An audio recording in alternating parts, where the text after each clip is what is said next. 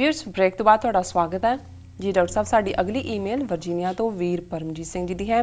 ये लिखते हैं वाहिगुरू जी का खालसा वाहिगुरू जी की फतेह। डॉक्टर साहब जी कृपा करके इस गल ते चानना पाओ कि पंजाब नूं हमेशा 10वीं पास सिक्ख्या मंत्री ही क्यों मिलता है जी। डॉक्टर साहब बड़ा वधिया सवाल है, छोटा वीर। हाँ जी, बहुत बहुत धन्यवाद वीर परमजीत सिंह जी का, उन्होंने बड़ा छोटा सवाल पूछा। सारा टाइम उन्होंने टाइम देखा जी।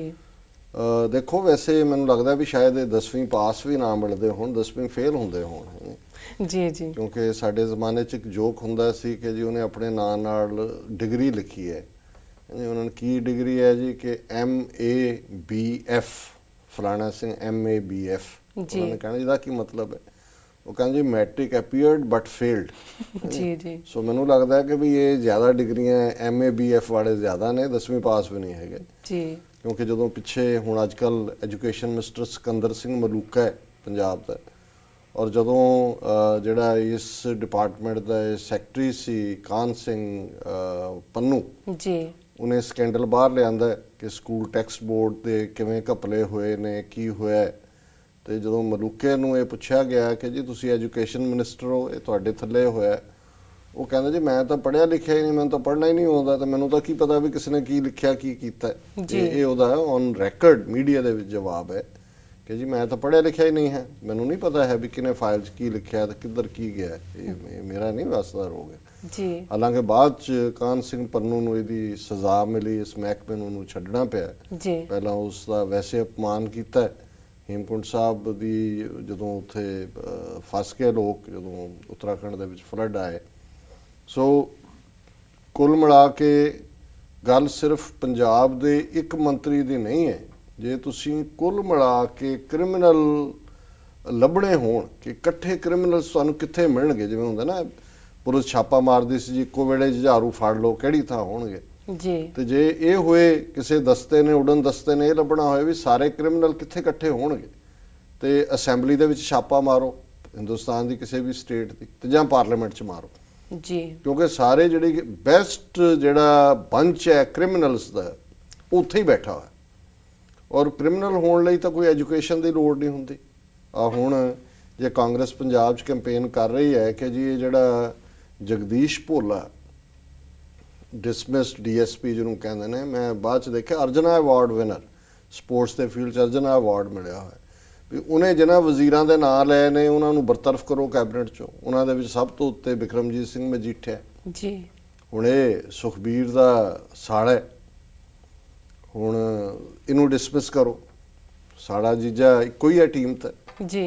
फिर इहदे च जिहड़ा ऑलरेडी इन्ने स्कैंडल्स दे विच फसिया होया सी उहनूं दुबारा राणी के ਉਹਦਾ फर्स्ट नाम पता नहीं की है, अमृतसर जिले का दलित भाईचारे की कोटे चो उन्होंने लिया होया जी जी, ਉਹਦਾ नाम है एक। हाँ एक परमिंदर सिंह ढींडसा ਉਹਦਾ नाम वजदा क्योंकि ਉਹਦੇ ਨਾਲ फोटोआं ਲੱਥੀਆਂ ਹੋਈਆਂ। हफ्ता पहला वो भोला ਜਿਹੜਾ ਇਹਨਾਂ ਦੇ ਨਾਲ बैठा।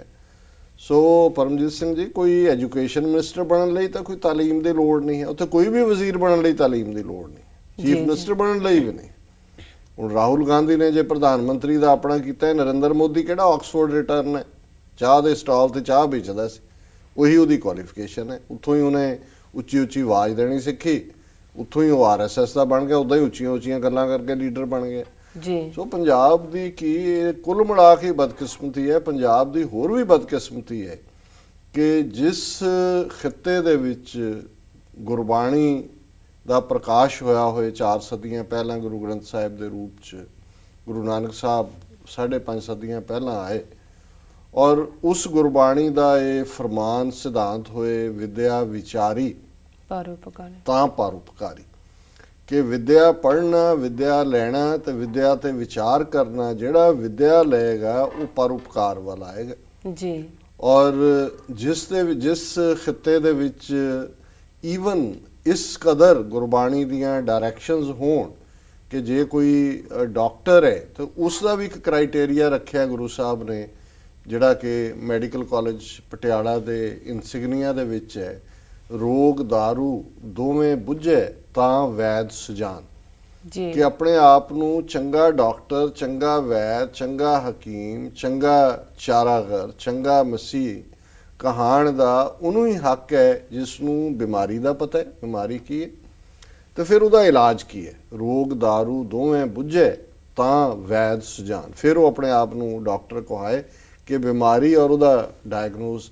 ਤੇ ਅੱਜ ਹਾਲ ਇਹ ਹੈ ਕਿ ਜਿਹੜੇ ਡਰੱਗੀ ਨੇ, ਡਰੱਗ ਵੇਚਣ ਵਾਲੇ ਨੇ, ਔਰ ਸ਼ਸ਼ੀਕਾਂਤ ਜਿਹੜੇ TV 84 ਤੇ ਵੀ ਆਏ ਸਾਬਕਾ ਡਾਇਰੈਕਟਰ ਜਨਰਲ ਪ੍ਰਿਜ਼ਨਸ ਜੀ, ਉਹਨਾਂ ਨੇ ਇੱਕ ਗੱਲ ਇੱਕ ਹੋਰ TV ਚੈਨਲ ਤੇ ਵੀ ਆ ਕੇ ਕਹੀ। ਉਹਨਾਂ ਨੇ ਕਿਹਾ ਜੀ ਬੇਸ਼ੱਕ ਮੈਂ ਗੱਲਾਂ ਤਾਂ ਬਹੁਤ ਸਾਰੀਆਂ ਕਹਿੰਦਾ, ਕੋਈ ਉਹਦੀ ਖਬਰ ਬਣਦੀ ਹੈ ਕੋਈ ਨਹੀਂ ਬਣਦੀ, ਪਰ ਜਦੋਂ ਮੈਂ ਇਹ ਗੱਲ ਕਹੀ ਹੈ ਇਲੈਕਸ਼ਨ ਕਮਿਸ਼ਨ ਨੂੰ ਜਾ ਕੇ ਦਿੱਲੀ 'ਚ ਕਿ ਜਿਹੜੇ ਇਲੈਕਸ਼ਨਾਂ ਲੜਦੇ ਨੇ ਕੈਂਡੀਡੇਟ, ਉਹਨਾਂ ਦਾ ਡੋਪ ਟੈਸਟ ਕਰਵਾਇਆ ਜਾਏ, ਉਹਨਾਂ ਦਾ ਡਰੱਗ ਟੈਸਟ ਕਰਵਾਇਆ ਜਾਏ।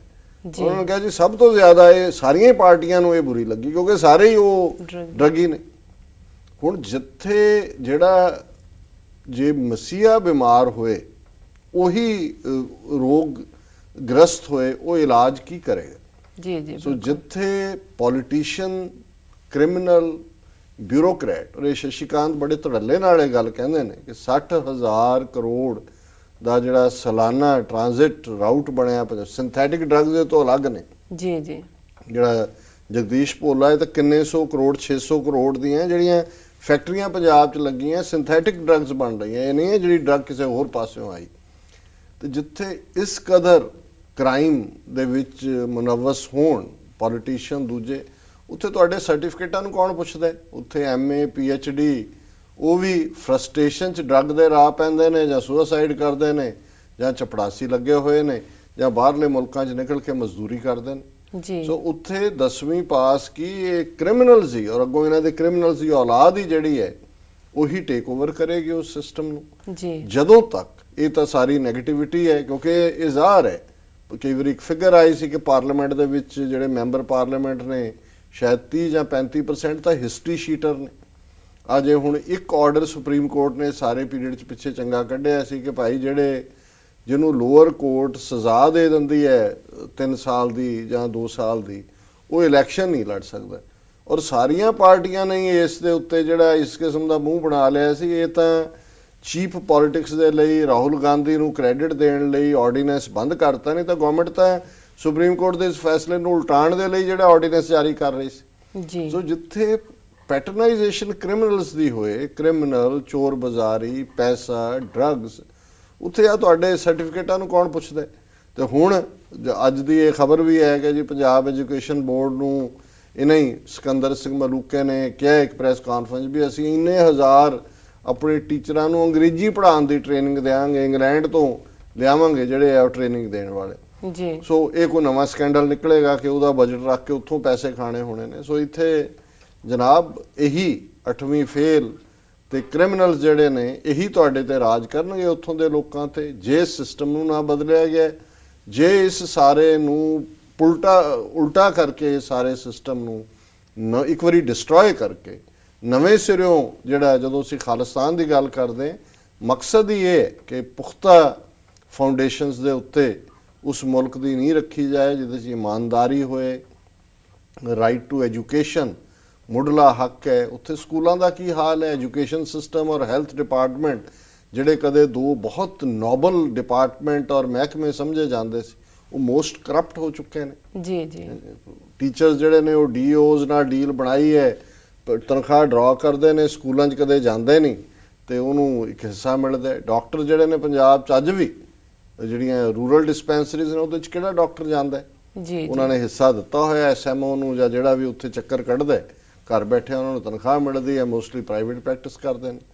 ਸੋ ਉਸ ਕਰਪਟ ਸਿਸਟਮ ਦੇ ਵਿੱਚ ਤੁਹਾਨੂੰ ਇਹੋ ਜਿਹੀ ਵਿੱਦਿਆ ਮੰਤਰੀ ਮਿਲਣਗੇ। ਔਰ ਇਹ ਗੱਲ ਮੈਂ ਕਨਕਲੂਡ ਕਰਾਂ ਪਲੇਟੋ ਦੇ ਇਸ ਕਥਨ ਨਾਲ ਜਦੋਂ ਉਹਨੇ ਕਿਹਾ ਕਿ ਪੀਪਲ ਗੈਟ ਦਾ ਲੀਡਰ ਵਟ ਦੇ ਡਿਜ਼ਰਵ।